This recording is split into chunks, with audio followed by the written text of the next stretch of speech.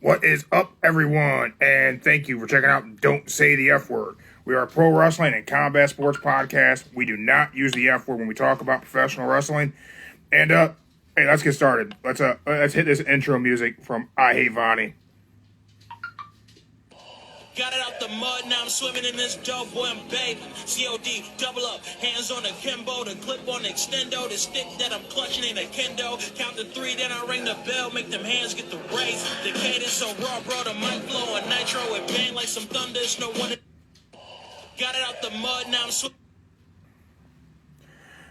Everyone, we're going to be live right here with MMA veteran, undefeated professional boxer, former contestant on Tough Enough, former contestant on The Ultimate Fighter, all around king of combat sports.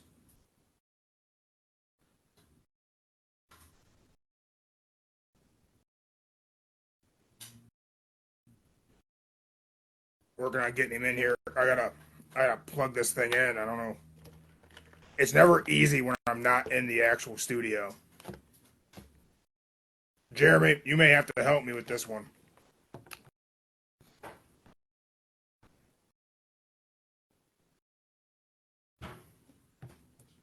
Hands on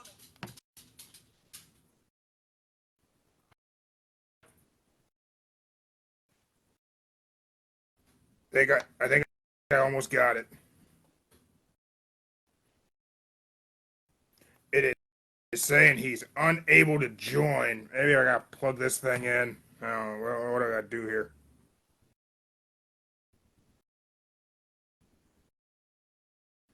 Maybe now I got it. Maybe now I got Jeremiah Riggs in.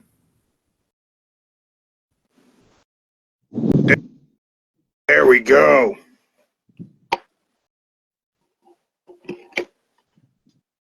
There we go. I'm in. How are you today, sir? Good, man. What's up? I'm living the dream. My name is Mark the Monster. I assist Jeremy on this podcast. He thinks he's in charge because he's bigger than me, but I'm the head monster in charge. I'm the leader of the Puppet World Order, PWO. That's what's up. Hell yeah. For life. Just wanted to welcome you to the show. This is Don't Say the F Word. We're a pro wrestling combat sports podcast. We do not use the F word when we talk about professional wrestling. You shouldn't let your friends use it either. This interview is brought to you by Loco Luchas, pro wrestling card game. Everyone get out there, get you this. Tons of fun. Even a puppet can play it. Jeremiah, what's up, man? What's up, bro? Why can't I just stay on? Okay. You did your thing, dude. You did your thing. Glad Mark got you welcomed in. Yeah, thank you. We're in a different locale right now than normal for the show because I broke my foot, so I can't get up to the steps and get to the studio. So Keep it raw. Yeah, you got to keep making it happen one way or another. I got my knee scooter. I can get around on a single floor, but steps, my big ass ain't doing steps on the broken foot. But how are you doing? Oh, I got illegal brother-in-law Joe in there making fun of the broken foot. Yeah, good. No, I'm doing good, man. It's been a good week being back from Canada. Sealed the deal up there. Had a hell of opponent, Sonny Smith. Had a hell of a time, especially an arrival, of course. But man, overall, man, I'm doing good, man. I'm just staying on the grind every day since I've been back, man. It's just feel like there's more work to be done for sure. Well, man, you looked phenomenal in that fight. I know there was some time off, messed the knee up, had some time away, but you talk about coming back from an injury and making a statement.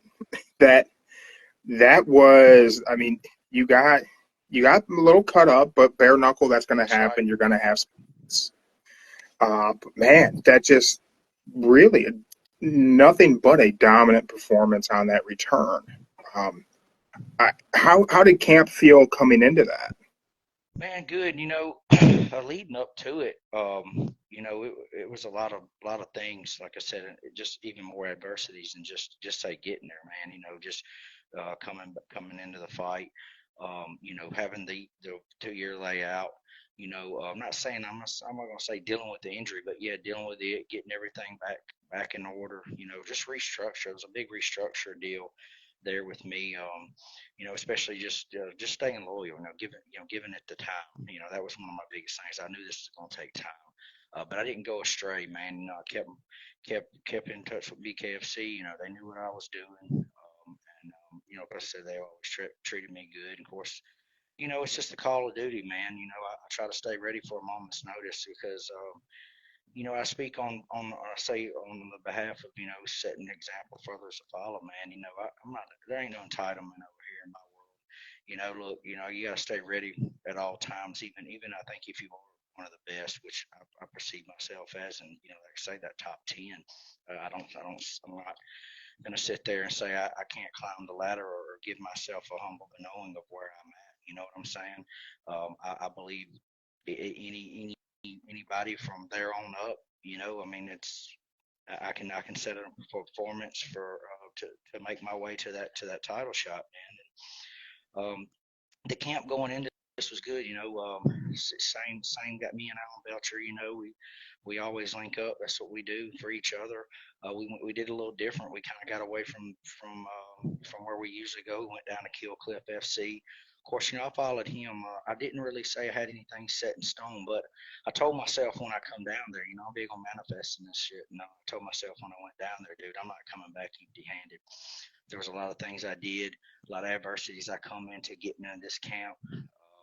Not I don't have to say, oh, well, I did this and did that, but like going into the cattle I've been raising for 10 years. I mean, I sold out of a lot of stuff just to make this, say a dream a reality. Not that I haven't been living it, but there's also choices that you make in life, which end to take sacrifices. Every action has a reaction, and them kind of things. So just staying fresh on my mind and just manifesting it, man. Just believing in what we're putting out. What I'm giving out, what I'm taking in. I just believe in it. Full 360, man. I mean, if you're out there putting in the work, you can only see the rewards. And your combat sports career is it's the stuff of legends. I mean, you are the perfect athlete to be on a podcast like ours that is pro wrestling and combat sports because you are the guy who's done damn near everything there is to do in combat sports. Yeah. You've been the MMA guy. You are the bare knuckle guy, and in the in between, you pro boxer, pro wrestling. I, what started your journey in combat sports? If I'm right, you started early 2000s, Yeah, yeah. right? It was like early 2006, just prior after I got out of Ranger Battalion, it was really just kind of, man, I don't want to say maybe it found me. I never really just say pursued it. I was just there with a friend, got into it, hey man, look, I'm gonna do this. All right, cool. I was just kind of like, well, I ain't gonna let you do that alone. Let's give it a shot, and just kind of it was kind of a thing where we've always been, skill set or sports. We've always been active here. We played baseball, football, stuff like that growing up. So I'm very competitive. I got a lot of buddies who are just competitive, but we always was there for each other. So tagging along, it was just kind of like, hey man, I'm here for you. Let's do this. And going into the amateur career, after one fight, it was like, oh shit, that was crazy. And then it was kind of just trickled on me because as everybody kept saying, well, when's the next one? I was like, I don't know. I didn't, like I said, I never had a shovel digging this course, but as I kept on going and really the support probably more than anything is I say what really entitled me to that journey, other than just, other than finding myself and really figuring out like, hey, this is what I really want to do, or the path of my life of going, man, what's the purpose? What's my purpose? I think I've had multi purposes, and I've had a real blessed opportunity, like you said, to do so many things. I mean, I know on paper, if you looked at the top tier things that I've done in each and every sport. Probably ain't too many people that's just been down that road, and I understand that, and that's cool. Like I said, I've been blessed. Some people say, or so I tell some people, hey man, I've just been blessed to have a really cool, cool lifestyle of being fortunate enough, healthy enough to do all these things that I say when I looked at it as a kid, going back in that, dad was, hey man, what do you want to be when you grow up? I was just like, I just want to be a professional athlete. I just want to be a badass, like what, why can't you do all of it?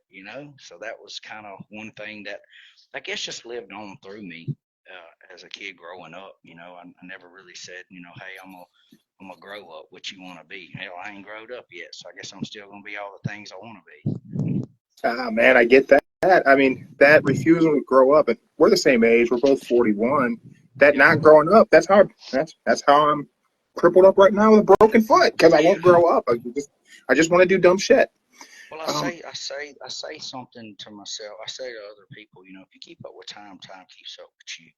I'm a real firm believer in that, man. Like some days, it's not like I don't know the days. It's not like I got some mental health. It's like I forget. But man, I'm just here. When I wake up, I know I'm blessed with another moment to do something great or to be that better person than I was yesterday.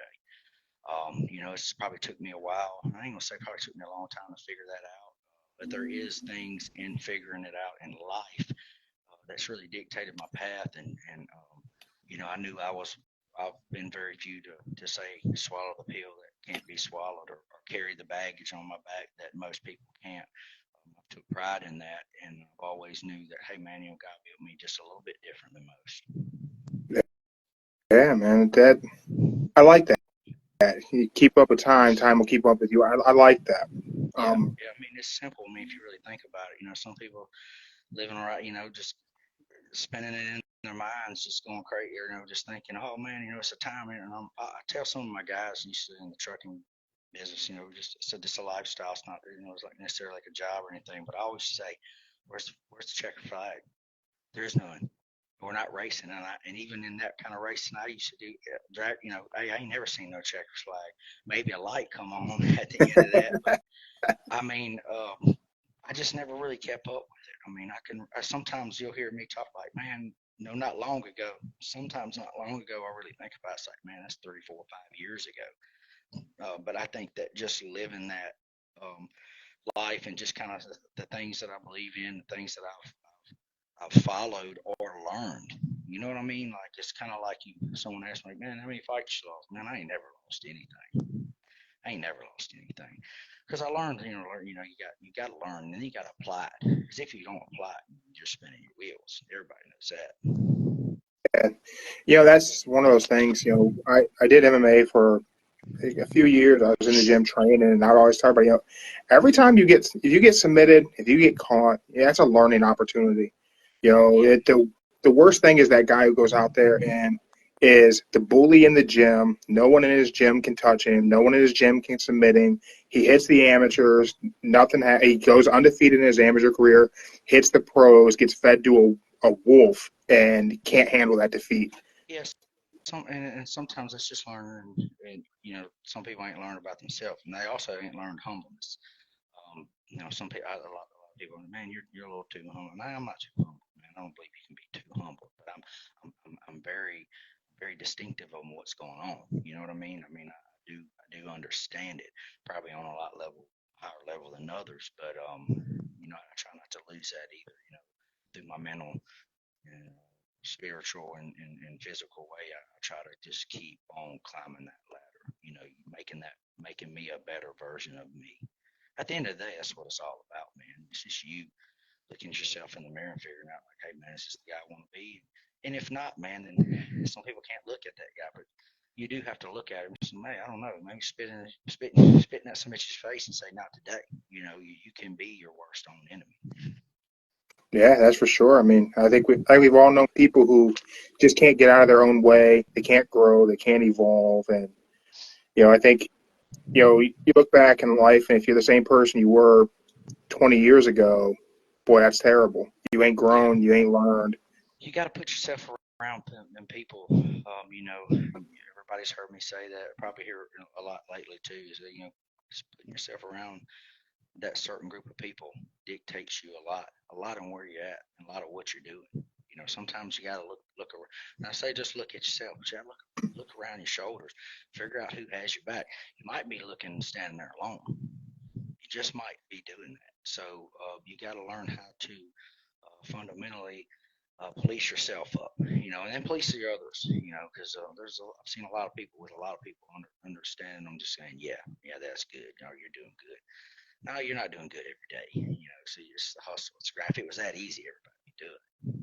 Yeah, that's for sure. As you look back, you got started in MMA. You made a transition to pro wrestling. How did you get hooked up with Dutch Mantel? Man, actually, one of my oldest friends, we actually started just like this interview, and we just kind of ended up bonding a friendship in the fighting world, and ended up helping me do some managing. I've kept myself very free, independent through a lot of my career, but also had help along the way. A very good team. That's all I tell you. Building a team is very hard. Yeah. Loyalty, trust, honesty, them kind of things. So just amongst building that team, man, it kind of rolled around, because of course I was a wrestling fan. Don't get me wrong. Growing up, Stone Cold and all them guys or whatnot, and man, he just said, "Hey, man, what about your thought about pro wrestling?" If it was to show itself, why not? Of course, it's the opportunities. I was opportunities. If there's a door opens, I think I can walk into it, and hey, why not try it? But I'm not gonna quit on it. One thing that I teach my guys is like you can't ever dictate something and starting something and not finish it.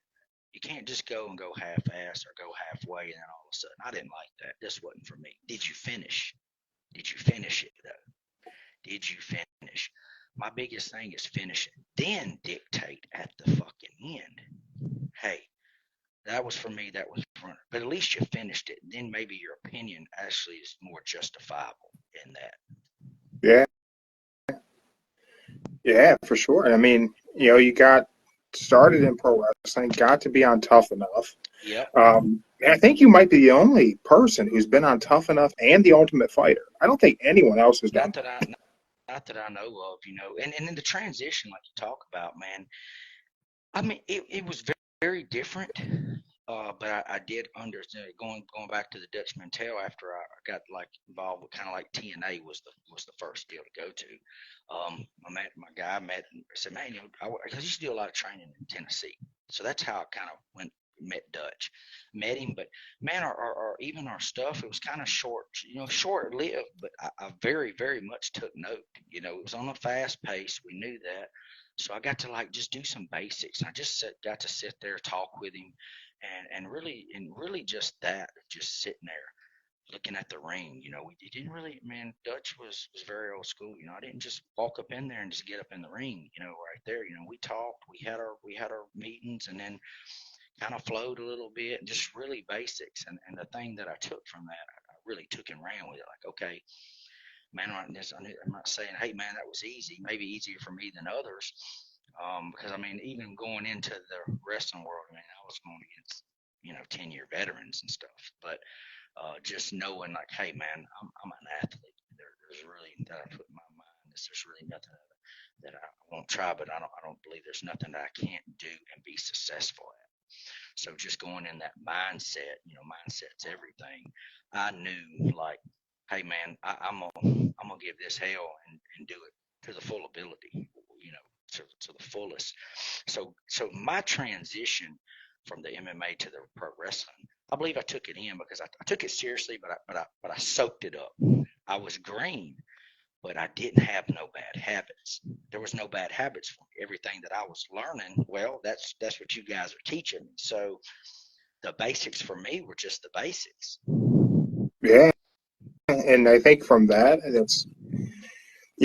think having no bad habits is great. It's kind of, you look at like, if you're teaching grappling to kids, it's great to teach kids how to fight and defend themselves because they have no prejudgment of their ability. He's trying to teach someone who's 35, they have an idea in their head of, I think I know what I'm doing. Well, You got to go back and.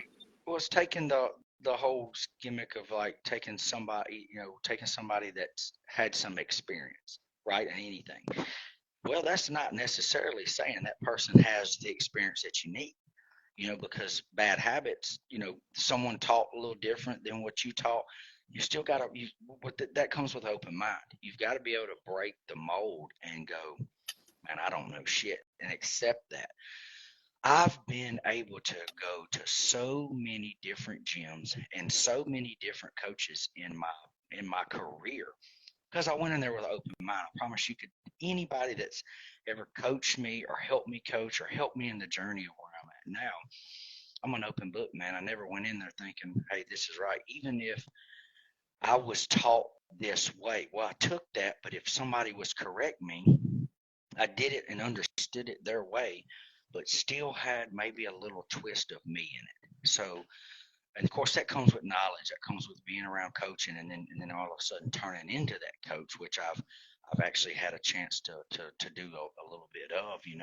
That's how I sealed it from saying, man, oh, I know how to do this. No, you don't know shit. You know what I mean? You don't know Yeah. nothing. So when you take that mindset of going, hey, man, I'm fixing to soak this up, because not every coach is different.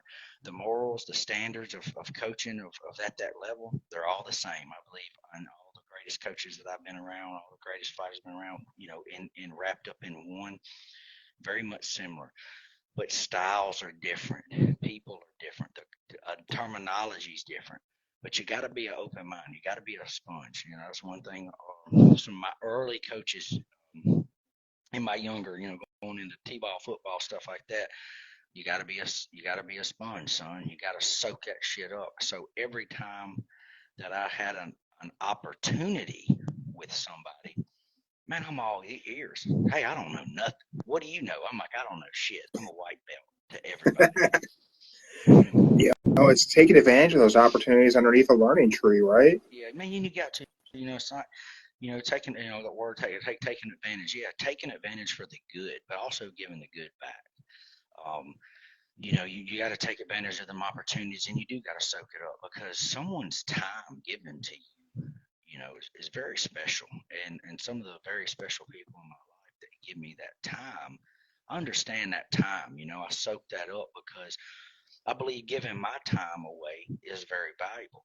And you run into them people that aren't appreciative of that time of somebody. And when you do realize that, man, of course, I'm very disciplined about it, and I'm very humbled about it, because I believe, man, anybody. I learn from so many people, and even outside of fighting.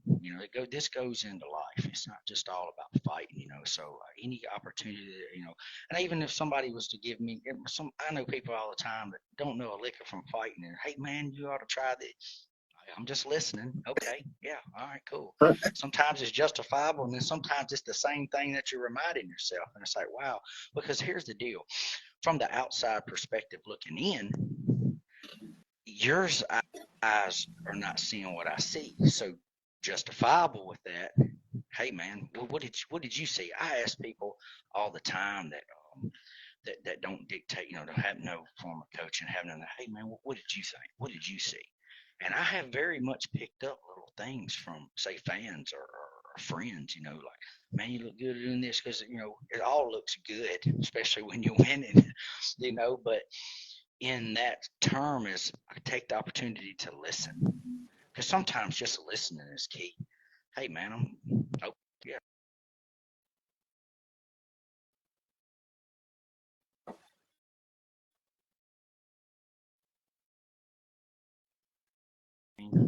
Yeah, and I think you're right. There's definitely something to learn from the people who may not be an expert in the area they're trying to give you advice in. You look at time in the gym and sparring, and sometimes there's always something to take away from working with that new guy, work with that white belt on the mats, or spar with that guy who maybe not he doesn't know what to do, so he's not going to counter things correctly, and it's going to be an unorthodox situation, and you kind of have to go on the fly. You can't go muscle memory. No, and that's very true. Everything you're saying is very true, because sometimes you got to bring it down that level. Pretty much remind yourself, or just to be a little humble. Me giving out some information, man. I mean, I'm in the gym. you see a amateur guy or whatever, and people ask you a question, I give that time away because somebody give me that time once before. I'm really big on that. So, but also you can learn from styles. Not everybody's going to throw that same punch. I've learned a lot by just sitting back and just saying, hey man, yeah. Well, what did like rolling with a white belt? Well, they might have something just a little different, but they're not yet polished. So it's like, oh wow, hey, your style's a little different. I ain't never seen that before. Does that feel comfortable to you? Yeah, this is the way I do it. Hey, that's really not a bad way. So sometimes I've picked up like that on different forms of people, because like I said, it's an outside perspective. Yeah, yeah, and you can just kind of get to see things from a different angle and from a spot that you can never really put yourself in too. Yeah, I Uh, mean that's just kind of being a master of just kind of being the master of disguise or whatever. You're willing you're willing to listen and take up the time just to soak it in. Just kind of take it in and figure it out. so you seem like a guy very open-minded, very much a lifelong learner. As you've journeyed in combat sports, and you start MMA training will clearly give you a bit of a assist in pro wrestling training because you're learning to fall, you're learning to take contact, you learn those things that you come into pro wrestling where it's learning to make contact without hurting your opponent. Then you come back to MMA and did what skills from the world of pro wrestling and that way of thinking were you able to bring back and polish up your MMA skills? Man, really, really just a lot of grit. A lot of people don't realize, man, like that's very physical. Being very physical was very different.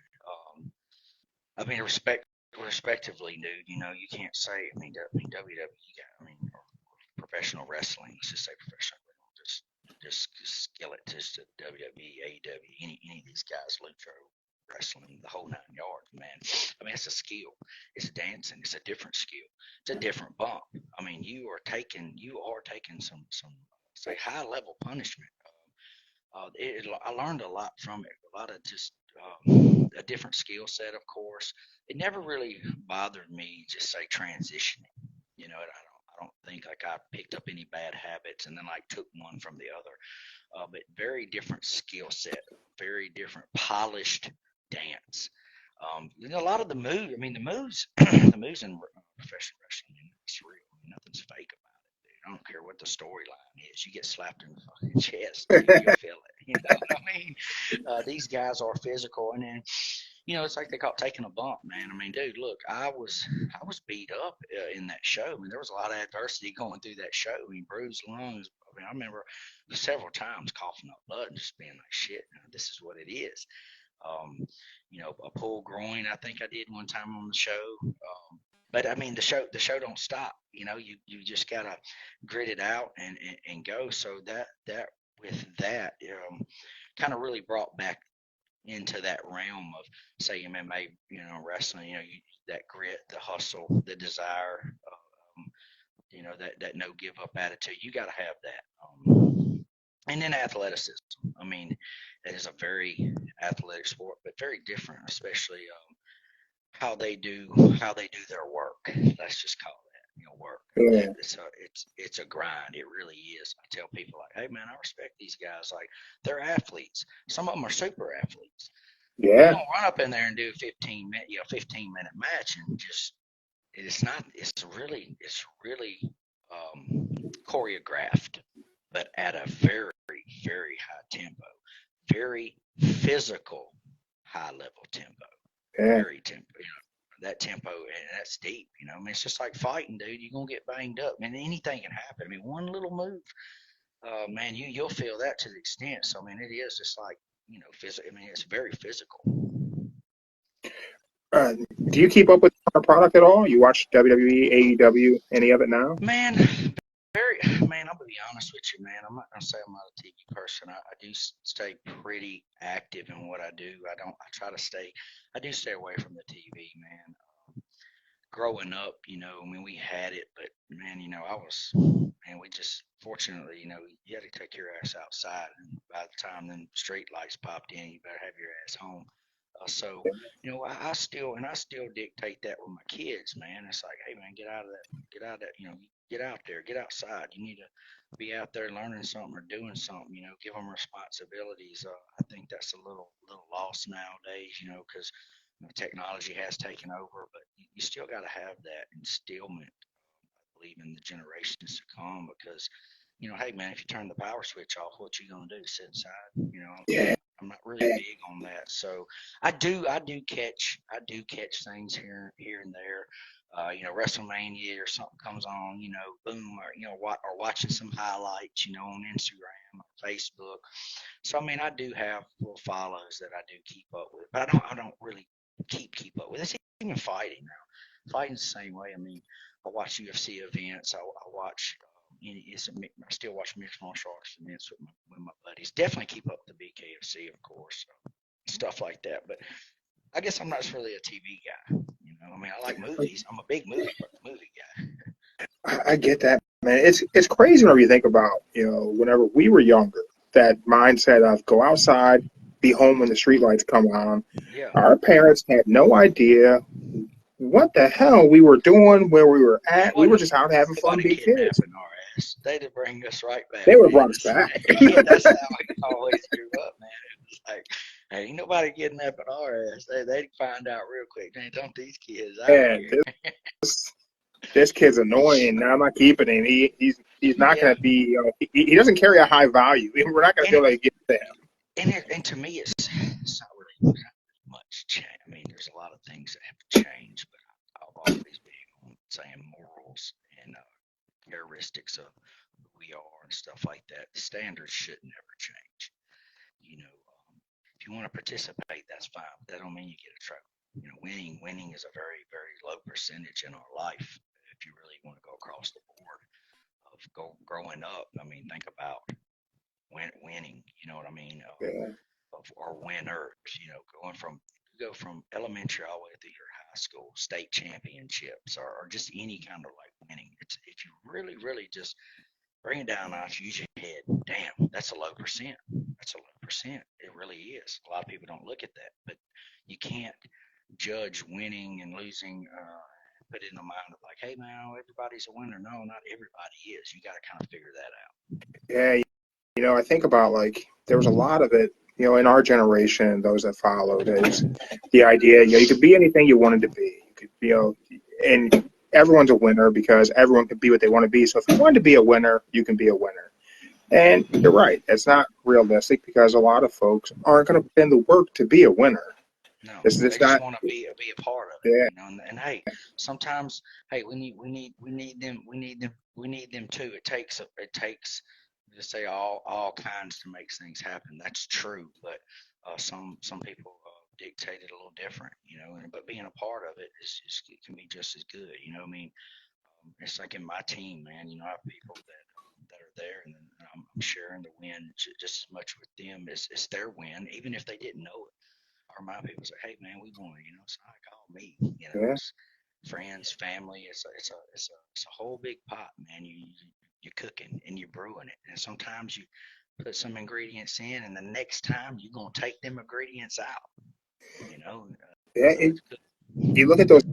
You look at a fight gym, and there's a lot of key components in that training element of those people who sure, you got guys in the gym they're never going to be the man in the arena. They're never going to be the guy who's out there going for world titles, fight on the big stage. They're just coming into the gym because they like to put in a little work and they enjoy the atmosphere and they enjoy getting a little sparring in.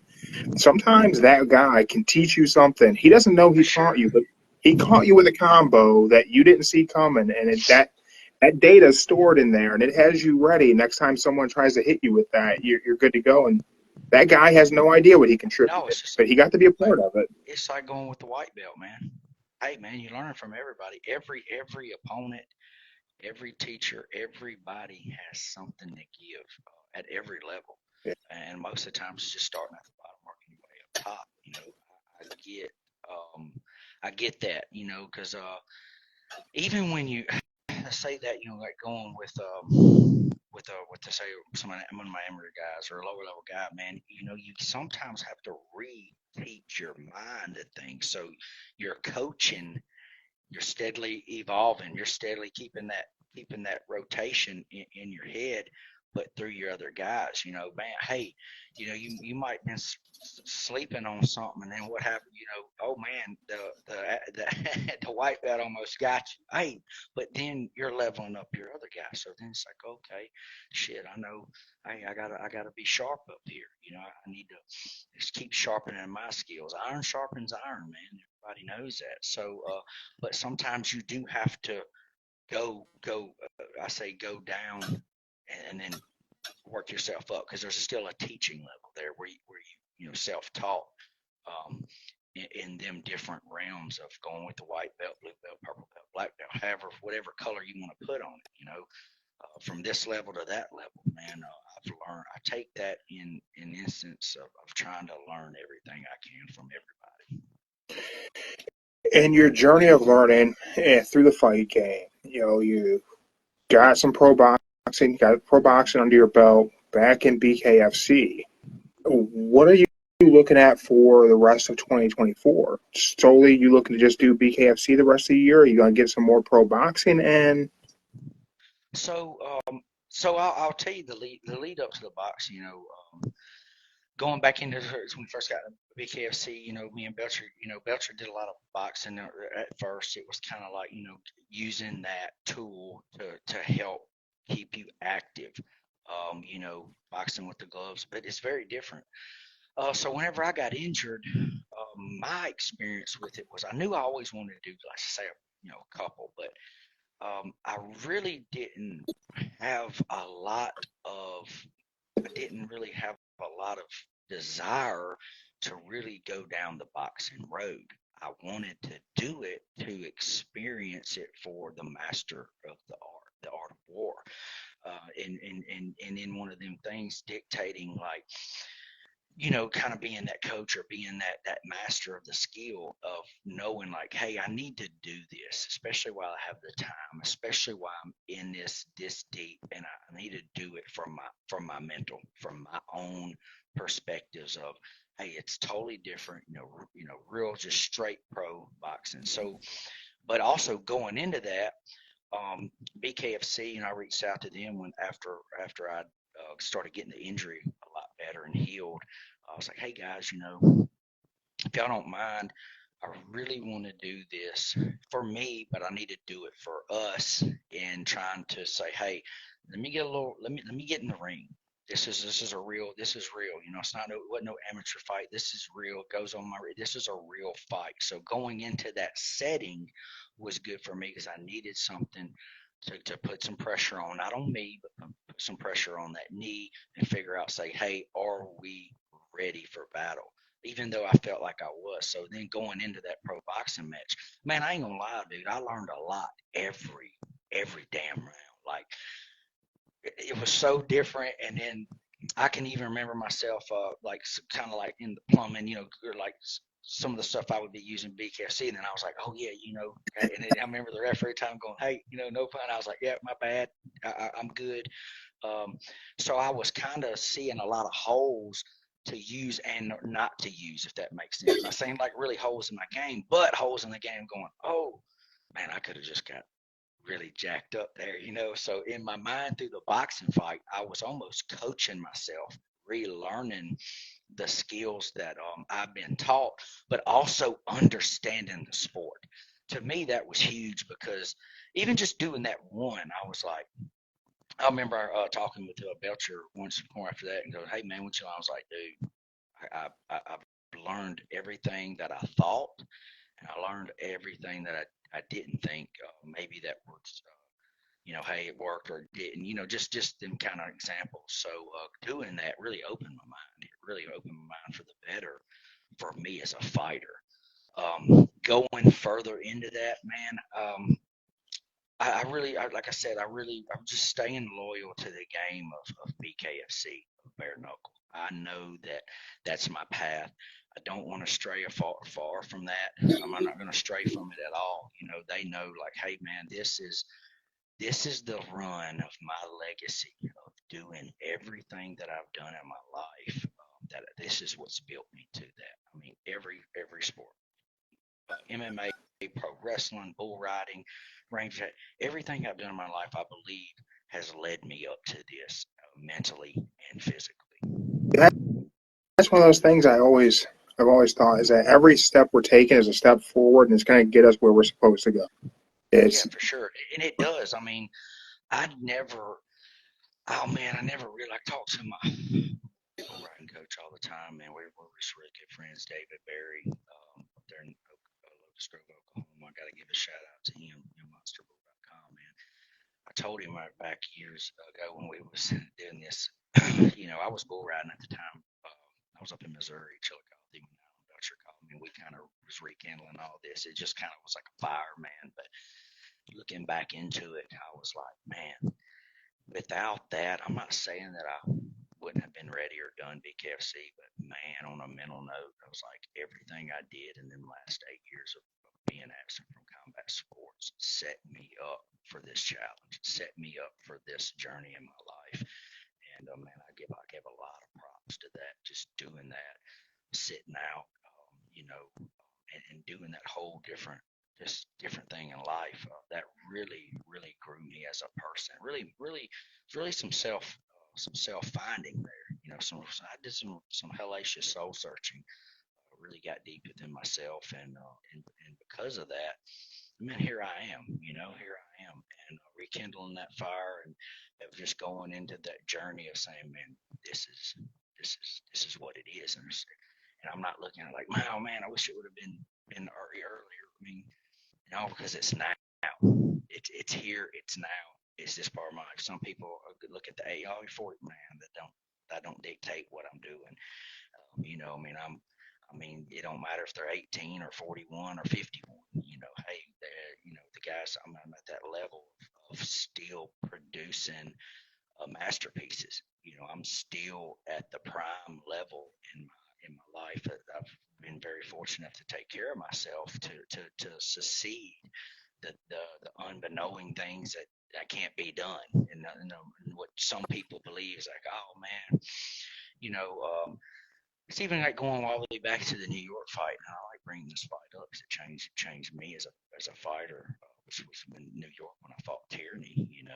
What a masterpiece for both of us. I mean, both of us on each side. I understood the sides too of that fight, of the adversity on him, the adversity on me, the styles, what it all came together, what we were both battling from in each and every round, not only for just each other but ourselves. I got it the whole way around. I really did. So, moving forward into that, it's really dictated on finding myself and saying, hey man, this is it. And every action I've had's had a reaction, but I only put it in not giving myself the choice and making them ultimate sacrifices to do what I'm doing. you know you look at the length of your career in combat sports, and you look at something like that New York fight with Terry and the I don't want to say brutality, but I don't have a better Oh yeah, word. yeah. um, I know what you mean by that. Yeah, for yeah, sure. like your durability. What do you accredit? I mean, you threw bull riding into the mix, capping off the beginning, middle, coming into you're painting your masterpiece in this BKFC run. You throw so many things in there, so much punishment and stress on your body. What do you accredit your durability to? Like I just you're a just durable guy, man. You can take it.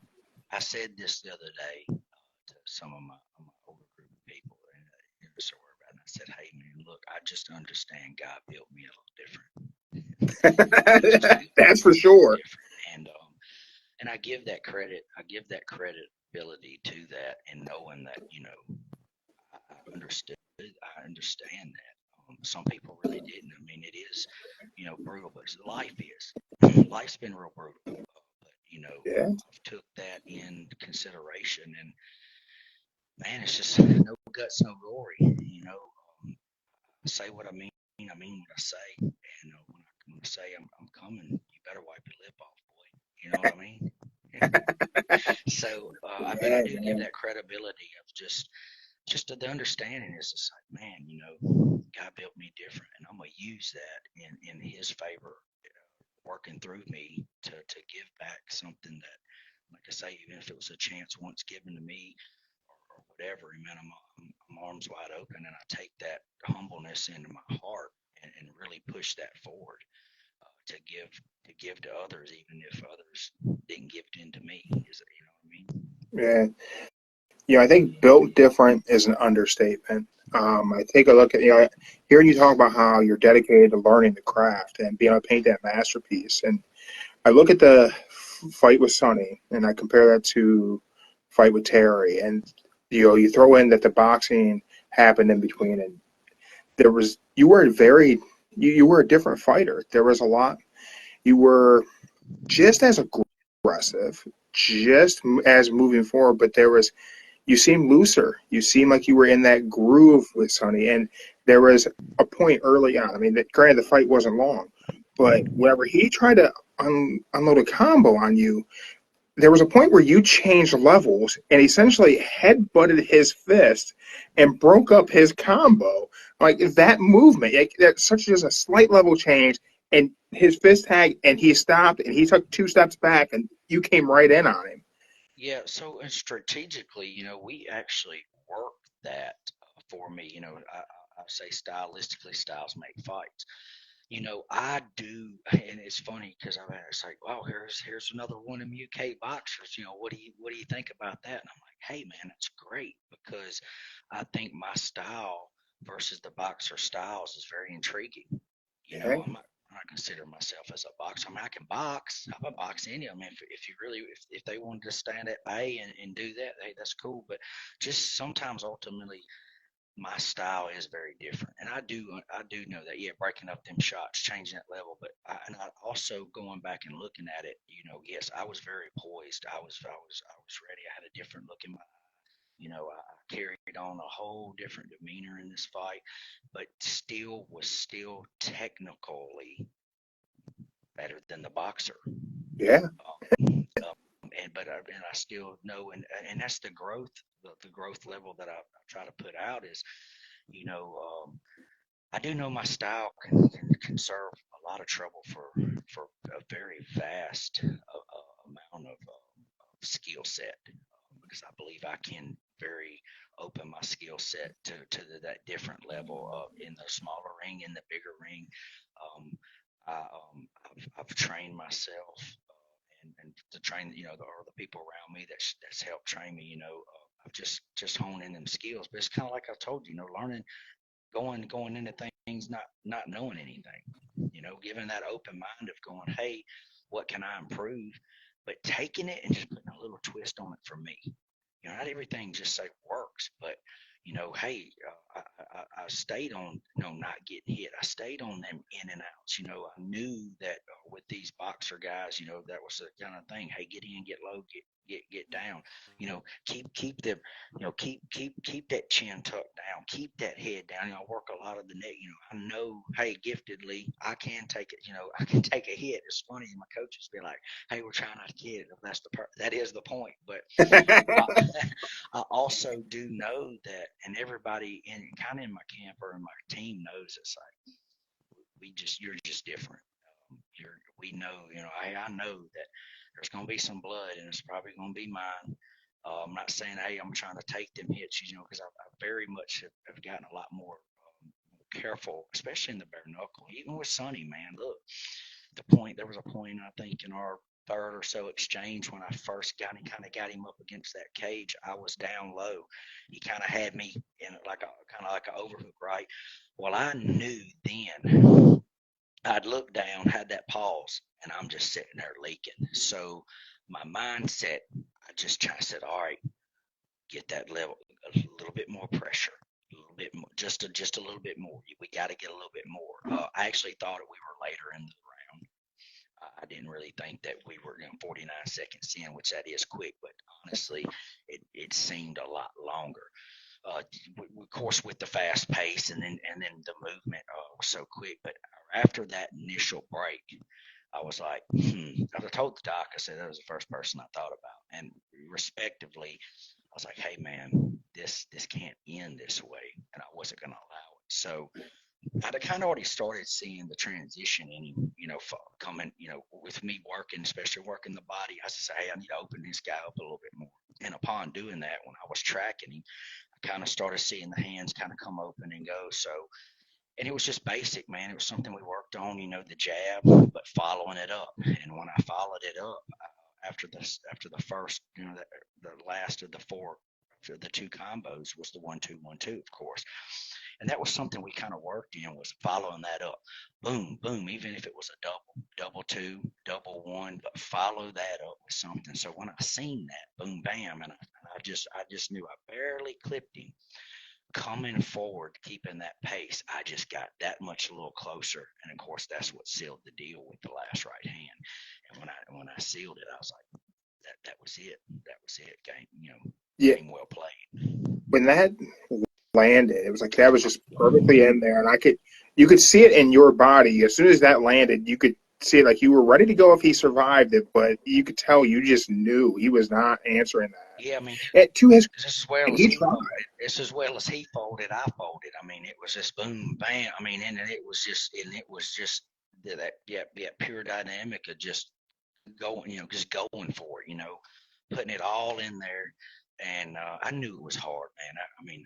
I do respect it. I know I hit really hard, probably, I would say, probably on up there with a lot of them guys. I mean, shit, when you sparring all these damn heavyweights, these big guys, like I do learn how to take a couple of punches, but I do learn how to give them too. So, going with using that skill set of all the different kind of aspects I've been, yeah, man, I knew that was it. And of course I did know, it's like, even with the 10 count, it's like, I knew I still had time too. I was like, oh, this is gonna be bad, So I kind of also know in my mind, hey, it ain't over till it's over. Until it's done, it's done. Light switch goes off. Yeah. You mentioned that smaller ring. Did you know it was going to be the smaller ring? Yeah. So, well, I didn't. I mean, going into it, I knew they previously used the 16-foot in their debut or the fight before that in the Prospect Series, which I was asked before on another podcast. Hey, what do I think? Honestly, man, hey, it's great. It's great. It's really good for your style, man. Yeah, it's really great. It is great. Great for pressure. Great for that. But I do like, because I don't. It's not going to be. It's not going to be the go-to ring. Just to clear that up with everybody. We still have our regular ring, but what I do like about it, in a good opinion, is so guys with less structure, less experience levels, right?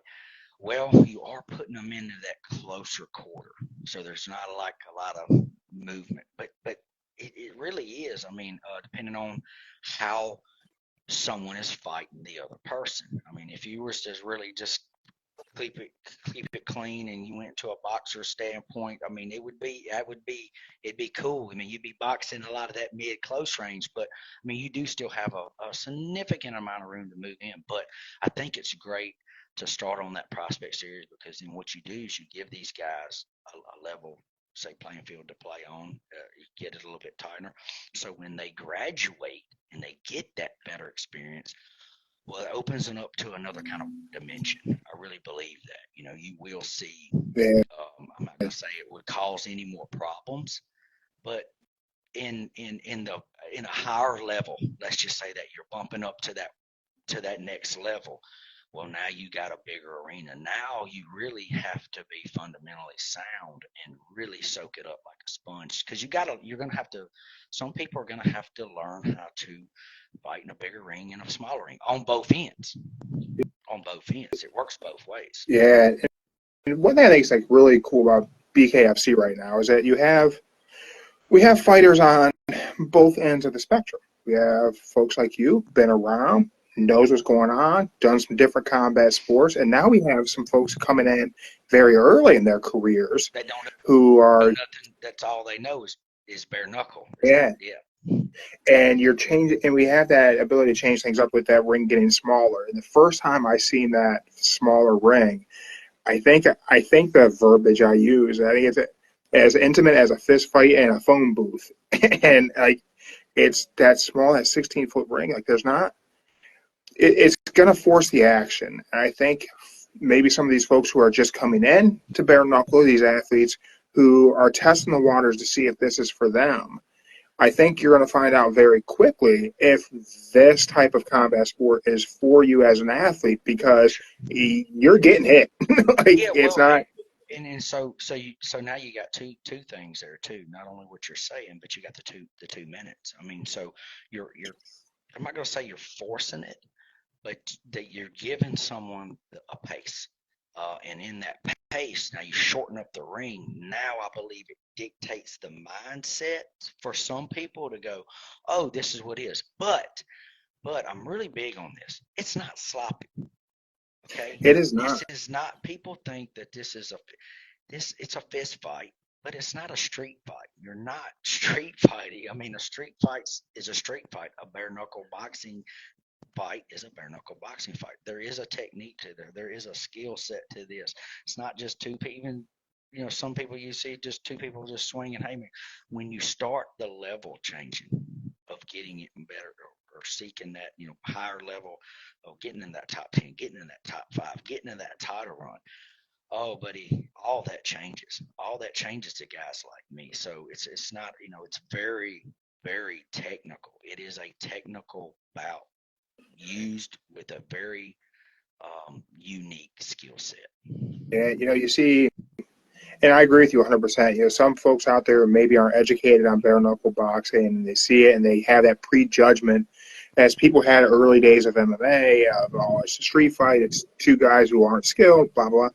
I tell people, watch guys like you. Watch guys like Redneck Mundell. Watch Austin Trout, and you're gonna watch a clinic on bare knuckle boxing. For It's sure. strategic. And them guys, because we're still evolving. There's still it's going like this, right? So, but even in skill sets, you learn how to punch different. Your timing's different. Your power techniques are different. The way you pick them different shots, because in this game, I mean, I don't know how many people would say, "Hey, I throw on 100%." Maybe on certain punches, but it's really not that way. It's strategically enough to where your skill set gets better. The more fights you have, you're gonna learn. Kind of like fuck around, and find out. You will find out very quickly in this. I mean, your hands, how important their hands are, how important the blocking is. I mean, there's a lot of different aspects when you take them gloves, or even the smaller gloves. You take a 4-ounce glove. I mean, the resistance on the glove, your hands still are that much bigger with a 4-ounce glove. Now you're taking all that away. But a lot of people don't know this, and for people that are watching, it is safer. I always constantly have to remind people, like, hey, no, I mean, yeah, you take a guy, man, I hit hard. I'm gonna hit you hard. That's not gonna feel, but not everybody who say possesses that power of that one hitter quitter, or that power in being designed, say physically, bone structurally.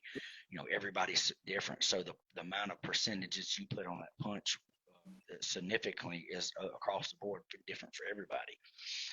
And that's going back into the technique. That's going back into people that don't have the knowledge of going, hey, no, this is very different. Of course, it's different, but the training and all of it, it's not just going out there and boxing. Austin Trout's let's just bring him as his name up. I mean, he's a world champion boxer, but I promise you, he's changed his skills to significantly Yeah, design it for bare knuckle boxing. You and can't go in there and just start cracking loose. I mean, you break your hands, you mess these up, you're done. that's what he said. I've had him on a couple of times and talked to him, and before his fight with Diego, he said, it's different. He said, boxing, it's in my blood, it's in my DNA, it's what I do. He said, but bare knuckle is not boxing. No, It's the root of boxing, but it's different. He said, I gotta be very strategic about my body shots. It's judging how I'm gonna headhunt. yeah, You can't just throw blindly and hope to connect with the head, because if you do and you overcommitted and you win 100% and you break your hand, that could be a deal breaker. You're done. Yeah, and so then going into the sport of bare knuckle, that's why it's so unique. Uh, but it's also not as brutal as everybody thinks. They have done the studies on the amount of damage taken, and I get it. So this is like when I tell people, hey, boxers and fighters, your hands are interlaced. They're gauzed up. I mean, your hands are like bricks. Yeah, So you're taking that. Now I can hit the 90% into the 100 percentile of every punch. Here, your percent of that is a lot lower. So the brain, I say the brain, or the damage that you're taking or inflicting, it is different on bone contact for sure, but you're not significantly taking the blows that you are wise, power yeah, wise. So, but you do have to be durable in some of this too. And it's kind of like, hey, so either you got it or you don't, and that goes in skill setting. Some guys' skills they got it. They might not have the chin for it, but that's okay. They get by. They know how to deflect the punches. Da, da, da. That's skill. That's a fighting skill. Me, just say I mix it all up. I know I'm durable. I know I can take a shot, but you still don't want to take them shots. But it's just it's another different style of fighting. yeah. It's definitely BKFC to me is growing so fast because it's very relatable to people and it's so exciting. You guys who are stepping in there with the entertainment value of the excitement that we're seeing in those shorter rounds. You guys are starting off dead center of the ring, what, 32 inches 3 foot. apart. So the scratch lines are three, and big ring, small. That don't change. 3 foot, 3 foot apart. And it's whenever there's knuckle up. You got to knuckle up because it's time to go. Like you're not, there's no feeling out process. You're within striking distance, so it's Yeah, time to go. that's it. And then when you step on the gas, sometimes there's not a lot of brake involved. That's for sure. Um, stepping on the gas, there's one thing that I definitely wanted to ask you about tonight in this interview. Checking out your Instagram, see you on there with the ruck bag out there doing the hills, 8+ miles. Two questions about it. How Yes. much weight you got in that bag? And what is going through your mind on those rucks? Like, what are you thinking about? Because that would kick my ass. Yeah, so I'm usually rocking 80 to 85 pounds. I think that when I weigh is usually about 85 pounds. I try to stick. I used to just start out with 50 straight out to go, even when I'm rucking. But as I know how to set myself or whatever, I'm usually in that, and I will go more.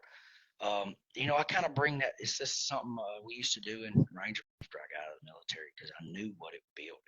It kind of, in going through that, I put myself in them positions for me. It's like, hey, man, I gotta have this mentally because focus wise, I'm putting myself in places that maybe I don't even want to be there. Straight up, let's just say that. I know it's gonna hurt. I know it's gonna suck. But I got to remind myself as I'm rucking into that 8 miles or however long I decide to go is, this is the fight, but this is deep into the fight. It starts off pretty easy. I get going, but the further I go, hey, is my mind going to slip? Do I still want this? Am I still going to be competitive enough to reach the other end? So it's a self inner thing for me, a mindset to push myself individually. So I mean, and that's hard. I mean, you waking up in the morning, just saying, man, I'm about to go get this. Where are you gonna go, man? I literally go in town. It's just giving yourself a choice. Okay, so it's kind of like going back into the industry. I got to where I was because I didn't give myself any other choice. I had choices. Everybody has a choice. You have a decision every day. What are you going to do? So, going through some of the hardships in my life, I just gave myself no choice. So, me giving myself sometimes that choice of, man, this is it. I mean, once I go, there's no turning around and going back to the car.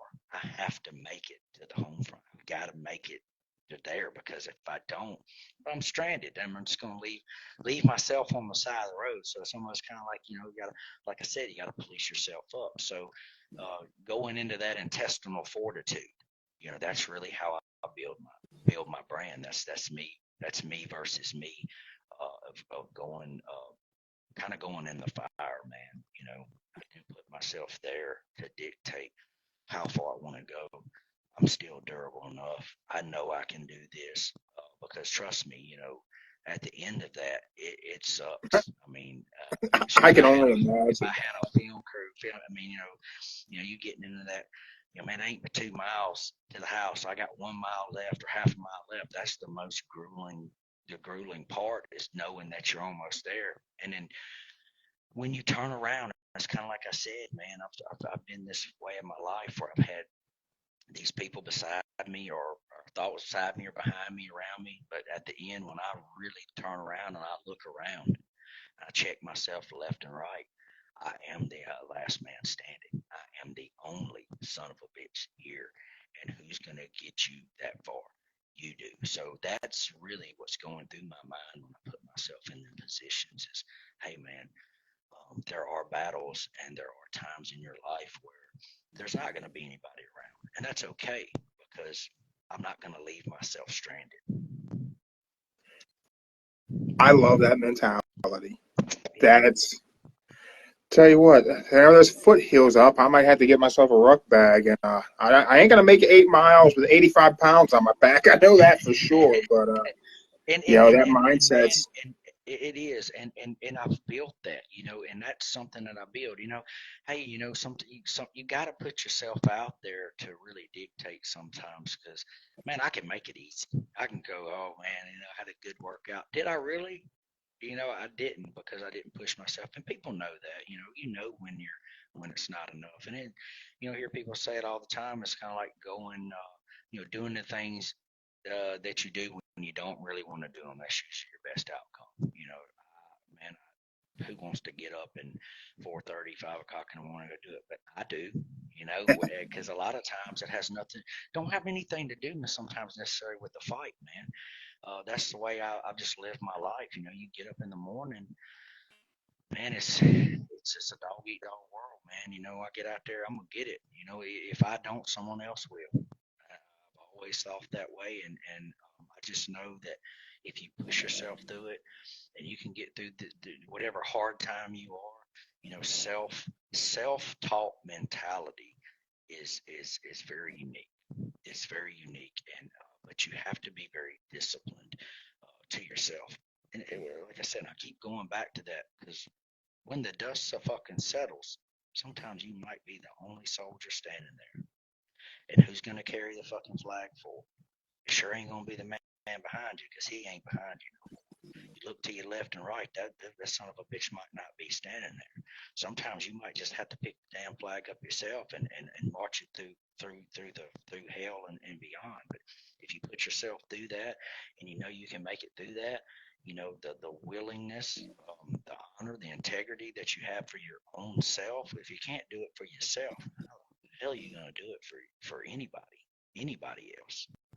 yeah. Man, that level of self discipline and that mentality is.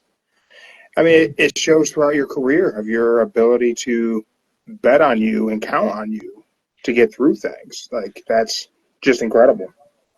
Yeah, man, and I wear it. You got to wear it on a sleeve. You do. Sometimes you got to wear that chip on your shoulder. It's not that I walk around with it, but I know it's there. And sometimes it is about carrying the weight of others, whether that has nothing to do with fighting. Everyday life. Sometimes I say, man, there's a lot of people need to share my rigs. And that's okay. I'm willing to give that. And I've had a lot of load bearing on me. I ain't gonna lie, shit. It's like that rucksack, man. Sometimes you might just have to add a little bit of weight. But I mean, if I got to carry my man over here and help him out, and that's helping me. At the end of the day, hey, God built me a little different. So pack that rucksack, man. Bite down on your mouthpiece, and just kind of figure it out on the way. And sometimes that's what it takes. You just got to kind of bite down a little bit harder than you did last, and get through it. And because then at the end of the day, when you get through it, sometimes you might surprise yourself. Yeah, that's for sure, man. I think one thing we certainly established in this interview is that big rig shirt needs to have "God built me different" on the back of it. That's for sure. Yeah, no doubt, no doubt. I think that's the one to have made, man. Anybody you need to give a shout out to? Any sponsors, anything like that? You're open to shout out whoever you want. Yeah, No man. issues here. I finally, I got that luggage in. That's one of my shirts. So, everybody knows, all my sponsors, man. My new management team, Jackson Wink. Them guys, our new sign, BKFC, 601 Sports. Keys Recycling, Dave's Custom Meats, my boy Triple C over in California, Tommy Kelly, Empire, Patriot Motorsports, Fit Chef, Lion's Arm, DNW Service, all these guys, man, anybody from Vicksburg, I got a lot of followers here, my community, I'm big on just trying to give back something. Like I said, you've heard me say it, man. Somebody once gave me a chance, man. Sometimes I'm arms wide open. I like to give them chances back. The universe has been really good to me, and I seem to be that better person every day. Guys like you, I always say big shout out. Because y'all set the example of the format to let someone like me share a little bit, even if it's just a little bit of my life, a little bit of what I do. Man, I think my mom, my dad, my wife, my kids, they play a big role in my life of pushing that mental spirit of carrying it on, carrying that last name forward, man, just kind of, picking that flag up and sticking it in the ground where I've been. My team, everybody knows anybody's trained with me, man. I had a guy, I mean, really like to say from the other place here at Kill, could he hit me up, hey man, you know, hope you remember me. And I said, hell yeah, I remember you. I remember all you guys. You guys are what got me here, and we all share this win together. This wasn't my win. This was everybody's win. Everybody that helped me, sharpen iron. Big shout out to Sonny Smith, by the way, man. Give credit where credit's due, bro. I had he just as well took a big calling in himself as I did. Everybody, this prospect series, no prospect said, dude's game, man. He's 2-0. Had he was just, like I say, the UK guys, man. The UK guys kind of got it more figured out. I believe, this is what they do every day. That makes sense. Yeah. I really have a real high respect over there across the pond for them, man. They do it a little different than us, hell, they in the streets figuring their life out with bare knuckles, you know what I mean? But a big shout out to him and his team, man. They were really just very respectful. The Canadians themselves, holy shit, man, what gratitude I've never felt. It's almost going over there really dictated a big version of my life of what I say, giving back, man, being that, having that Southern hospitality, having that big heart, doing them things that people do when they don't have to do, like the guy, Yeah. over there at Clinch, the Clinch shop, the fight shop, man, over there, dude, hooked me up with that gear. Big shout out to him and in that Edmonton print shop up there. Them were people that did something that they didn't have to do. And I told him that. I wrote him an email and said, hey, man, I appreciate doing what you did when you didn't have to do it. I was ready to pay, man. The dude sponsored me. He hooked me up with all my fight gear. Everybody, when I showed up, man, I showed up what the hell I showed up in. I was like, dude, if I got to fight this man, my slippers, this is what we're doing. I never let it get to me. Because it was the humbleness that I experienced of going, it's all good. But big shout to everybody over there because what I did experience was a lot of what I given in my life, and being able to see that given back to me, man, that was awesome, bro. That was awesome. Big shout out to them, like I said, to everybody over there. Once again, Sonny Smith. I told him before we even fought, I shook his hand and said, hey, man, I do realize this opportunity for both sides. I do realize you didn't have to take this. I mean, it was short notice, whatever, and I appreciate that opportunity. because I mean he's a dog, man. Yeah. He really is. He's a tough guy. You know, you'll see him. I mean, he's, you know, it's bare knuckle, man. That's how it happens. One shot can dictate a fight on both ends. Uh, he was a very unique win for in my career, but very humbling in that of being very appreciative in the full spectrum of the sport. Yeah, for sure. Thanks. Sonny's a guy we will see back. I'm very excited to see you back in the square circle again. I'm glad to see you got your gear back. I'm glad to Yeah, see you're healthy.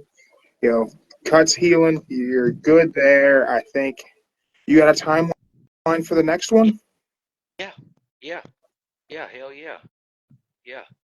You know, I'm gonna look wide open, bro. I think here. So the next fight, you talking about my next fight? What Yeah. I have? Yeah. So what I think we're gonna line up is, I'll so I I'm back in the gym, man. Like literally, I got home that Monday morning, probably 2, 3 o'clock. Slept in just a little bit, man. Monday till all the way to today. Matter of fact, yesterday was my only day off, and I think it was just fine. Everything finally, it took whole shit. The whole coming back home, everything really caught up to me, dude. Yesterday, I was just like, oh shit, I'm dead. But I'm back in the gym.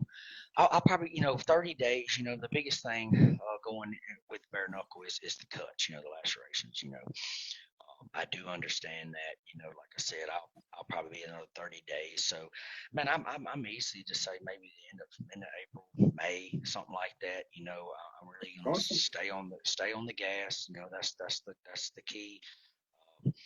Of course, I take time here with my family and do things here with what I got going on. I got a couple of businesses that I run, here at the house. I'm always outside doing something. I stay everything I do. I almost like I dictate as a workout. I don't care if I'm out there cutting grass, bro. Get a damn weed in. I'm over here moving, trying to get something in. Remember my moves. So, but definitely, the comeback is real. It really is. Now it's just really time to solidify my journey and put a stamp on my legacy to really climb that ladder That's and just be, awesome, man. yeah, man, I'm one of the best excited to in see the what's UFC. next for you. Thank you. You definitely tons of support from all of us here. Very thankful for you joining us tonight. I definitely appreciate it. Love your mindset, man. I think there's a lot for people to take from that and inspire some younger athletes getting started in any sport, not just combat sports or whatever it is they're working on in life.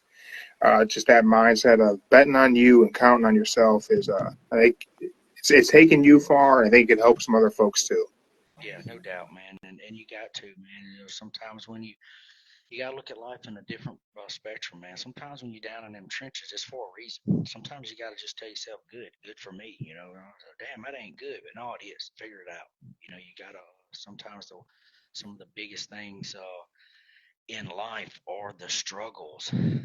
Hey, and sometimes you might have just asked for it. Sometimes when you send them prayers upstairs for something better, it might be a little test on really how bad you really want something. And I believe that, you just can't say for forgiveness and think it's just gonna come cheap. Hey, the price of being cool ain't cheap. Don't ever forget that. And that's the line to end it on. That's it. Big Rig, thank you for joining me tonight. I hope to have you back on ahead of that next fight. Everyone, make sure you check out Jeremiah Big Rig Riggs on Instagram, on Facebook. Where else can they find you at, sir? Man, that's really about to be it. Just in your hometown store, wherever. I'm in there just supporting all the local people and doing what I do. I always tell anybody you see me, come say what's up to me, man. I'm a cool cat. I love taking my time for others, man. I think that's what it's all about in this world. Giving up some time, doing something for the better part of humanity, dude. I think everybody has it in them. Sometimes you just gotta dig a little deeper. Awesome, sir. Well, thank you for joining us. Thank you, everyone who checked us out live on Instagram. If you're not here with us live on Instagram, thank you for checking us out. Spotify, YouTube, Rumble, wherever it is you found us, we appreciate you checking out. Don't say the F word. We're a pro wrestling combat sports podcast. We don't use the F word when we talk about professional wrestling. don't let your friends use it either. We will be back later on in the week with our weekend wrestling, and who knows what other interviews we may have coming up. Big Rig, thank you, man. Take care of yourself. We'll talk to you again soon. Yeah, for it, baby. Appreciate you guys. Big Take Rig care. out.